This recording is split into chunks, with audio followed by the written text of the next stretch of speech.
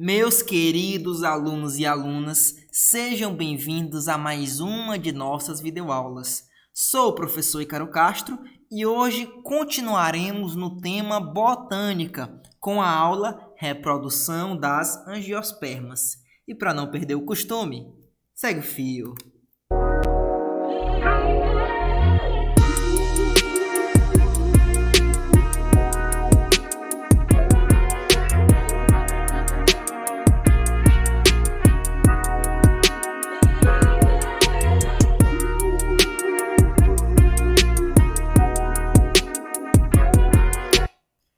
Então vamos lá, meu aluno, minha aluna. Aqui nós vemos, eu trouxe uma imagem do meu sertão, do meu Nordeste, que é a flor de um mandacaru. Se você nunca teve o prazer de conhecer o mandacaru, principalmente quando está florido, eu espero que você um dia tenha essa oportunidade. Então, o mandacaru, claro, tem flor, é uma angiosperma, assim como a maioria das plantas que vocês conhecem. 300 mil espécies de plantas, cerca de 90% da diversidade de plantas existente é angiosperma. Então, como nós sabemos, a angiosperma tem de novo a flor e o fruto. Então, vamos primeiro conhecer a estrutura da flor. Primeiramente, nós temos que lembrar, e quem não sabe, aprender, que a flor nada mais é do que modificação de folhas. Então, o que origina a flor? A flor vem de folhas. Então, a flor é formada por folhas modificadas. Então, aqui nós temos algumas estruturas importantes de flor. Lembrando que existem flores que não têm todas essas estruturas que serão aqui evidenciadas. As flores que não têm todas essas estruturas são chamadas de flores incompletas. E a que tem todas as estruturas são flores completas. Então, a primeira parte que eu quero mostrar para vocês são as sépalas. Como eu disse, as sépalas também são folhas modificadas, é um conjunto de folhas modificadas. E elas ficam aqui, anteriormente às pétalas. Então, geralmente as pétalas são coloridas, é uma cor avermelhada, ou amarela, ou azul, dependendo da flor. E a sépala geralmente mantém a coloração verde. Além disso, além das sépalas, é importante frisar que o conjunto de sépalas forma o cálice. E nós temos também as pétalas, que têm a função muito importante de atrair polinizadores. A sua cor bonita, exuberante, diferente, é justamente para conseguir atrair insetos ou outros animais polinizadores. Então, veja aqui a pétala. O conjunto de pétalas forma a corola, ou seja, o conjunto de sépalas é o cálice e o conjunto de pétalas é a corola. Destacamos também os estames. Os estames, eles correspondem à parte masculina da flor. E claro, nós temos também o gineceu, que é a parte feminina da flor. Eu quero que vocês entendam que o conjunto de estames, porque a flor... Aqui, por exemplo, essa aqui tem 2 estames. O conjunto de estames forma o androceu, que é a parte masculina. E o conjunto de carpelos, formam o gineceu. Então, aqui nós temos um carpelo, aqui é um. O conjunto dessas estruturas forma, então, o gineceu. Ok, então, para uma flor ser completa, ela tem que ter cálice, conjunto de sépalas, pétalas, que é corola, que é o conjunto de pétalas, estames e gineceu. Então, a flor que tem essas 4 estruturas é considerada uma flor completa. Observa também que a flor ela tem uma estrutura muito importante, principalmente quando se fala em polinização por insetos e outros animais, que é o nectário. É justamente o nectário que faz com que o beija-flor busque uma certa flor para a sua nutrição, ou mesmo a abelha.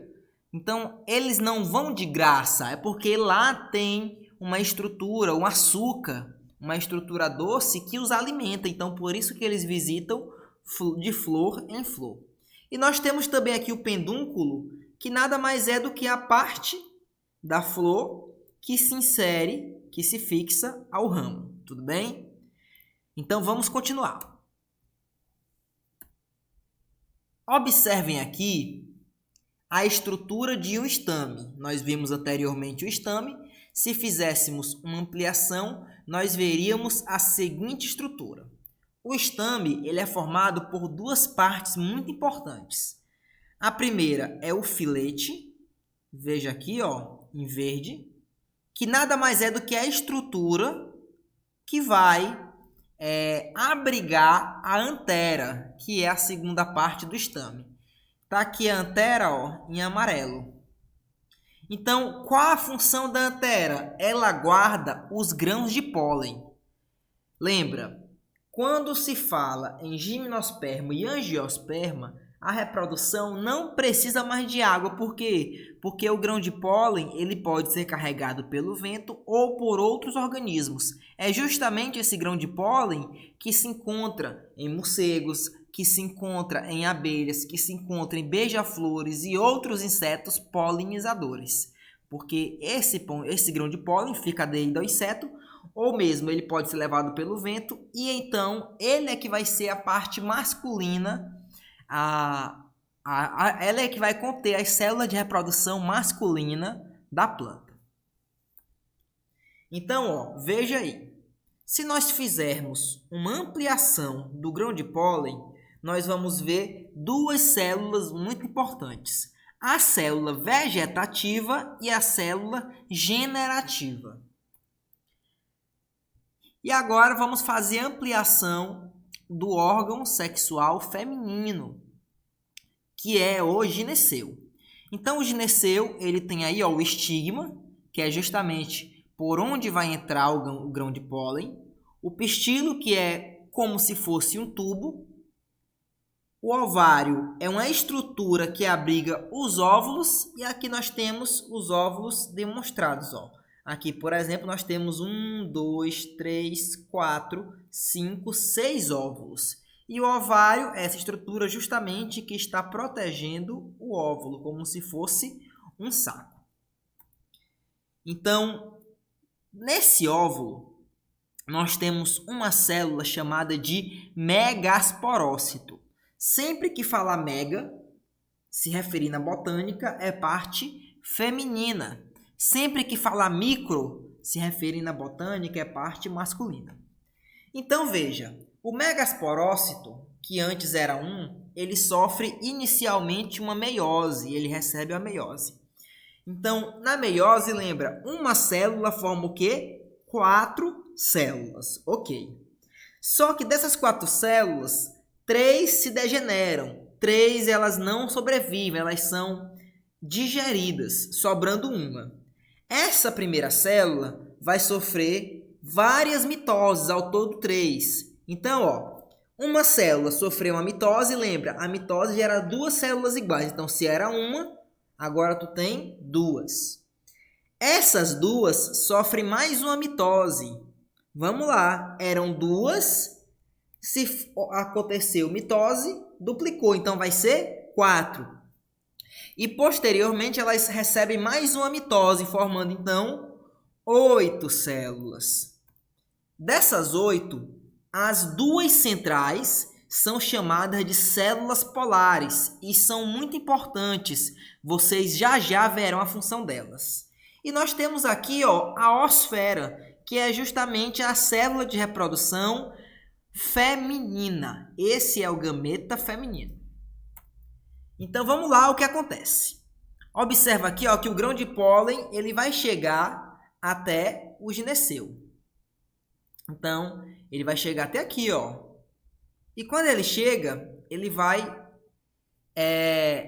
Lembra que tem duas células nesse grão de pólen. Uma delas é a vegetativa e a outra é a célula generativa. Então, quando chega lá, vai acontecer o quê? A formação de um tubo polínico. Quem é que vai formar esse tubo polínico? É a célula vegetativa. Essa aqui, ó, ela vai servir para a fecundação. Mas para formar o tubo que vai chegar até o óvulo, é a célula vegetativa. Então, para que o tubo polínico? É só para permitir que o pólen chegue até o óvulo. Quando ele chega lá no óvulo, essa célula generativa ela vai sofrer uma mitose, formando duas células, que são as células espermáticas. Então veja, se formou agora duas células espermáticas, e elas vão descer pelo tubo polínico e vão chegar então até o óvulo.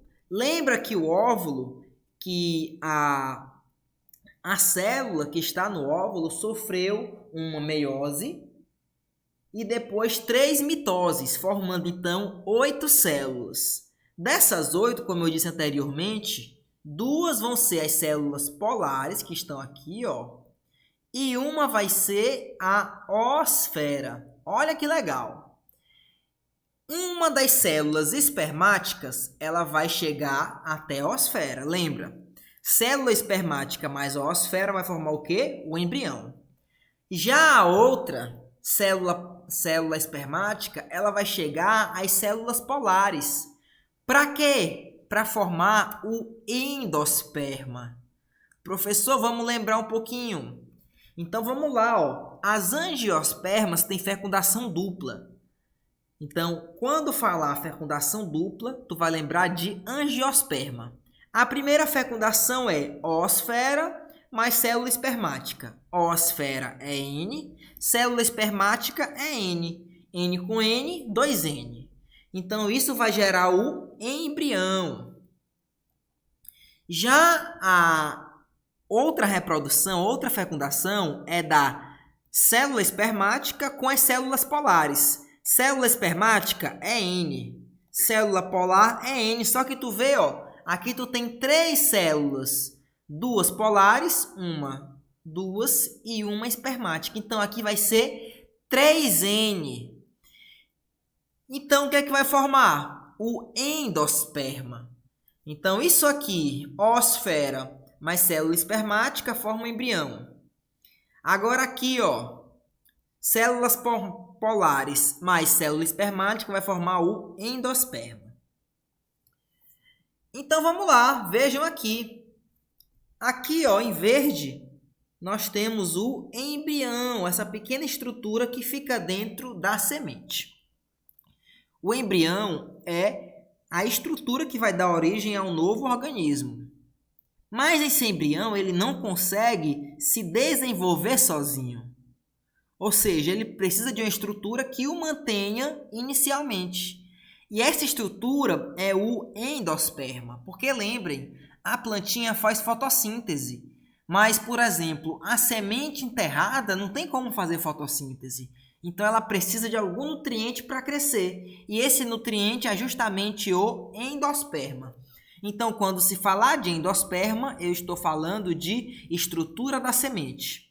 Então, o endosperma vai ser a estrutura de nutrição do embrião. O embrião é a estrutura que vai formar a nova planta. E o tegumento é aquela casca da semente. Então, é aquela proteção da semente. Uma coisa que tem diferente nas angiospermas, além da flor, é o fruto. O que é isso? Nas gimnospermas, que tem esse nome porque significa semente nua, era somente a semente. Aqui não. Aqui tu tem um fruto, ó, que protege a semente.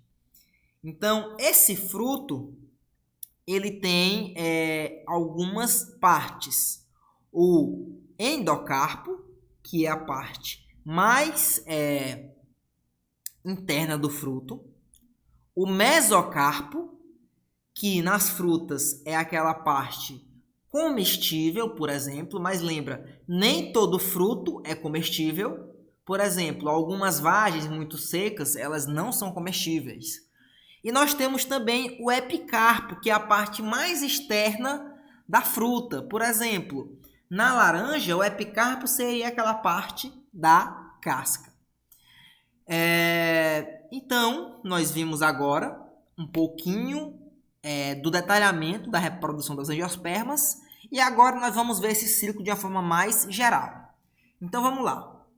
A angiosperma tem a flor e essa flor tem tanto a parte masculina quanto a parte feminina. A masculina, observa aqui, é o androceu, que é a junção do filete mais a antera.